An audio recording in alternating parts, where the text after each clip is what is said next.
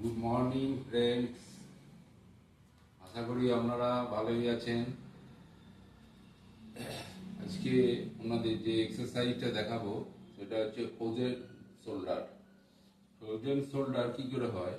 অনেক সময় ভারী জিনিস তোলার জন্য বা অনেকক্ষণ একভাবে কাজ করার জন্য, হ্যাঁ, আহ, হঠাৎ করে শোবার শোবার দোষের জন্য এই ফ্রোজেন শোল্ডারগুলো হয়। কি হয় না, হাতটা আমি উপর দিয়ে তুলে সোজা করতে পারবেন না। হ্যাঁ, কোনো হাতটায় যেদিকে আমরা ফ্রোজেন শোল্ডার হবে সেই দিকে হাতে ব্যথা বেশি হয়, বা জয়েন্টটা আপনি উপর দিকে সোজা করতে করতে পারবেন না। তো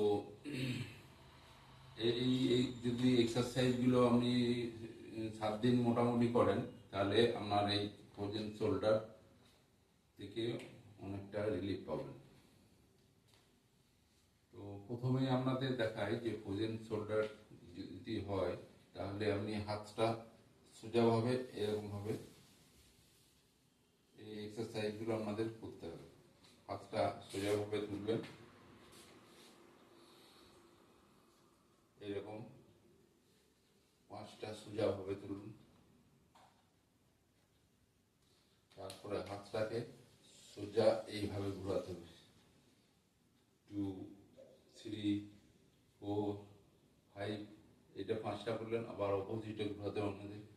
1, 2, 3, 4, 5, এরকমভাবে আপনাদের 10টা পর্যন্ত করতে করতে হবে।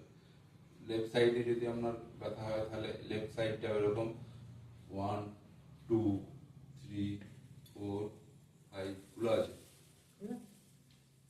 4, 5, এইভাবে আপনাদের 10, 10, 20টা করে করতে হবে। তারপরে যেটা নেক্সট ব্যায়াম দেখাচ্ছি,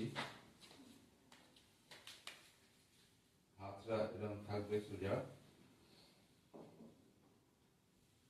এই পিঠের এখানে টাচ করতে হবে।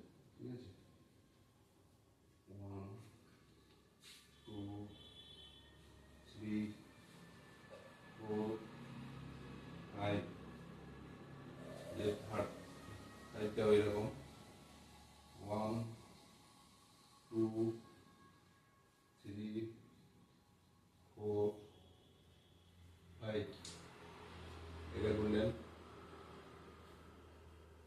হাতটা এরকম ধরবেন, সোজা উপর দিয়ে তোলার চেষ্টা করতে হবে। 1, 2,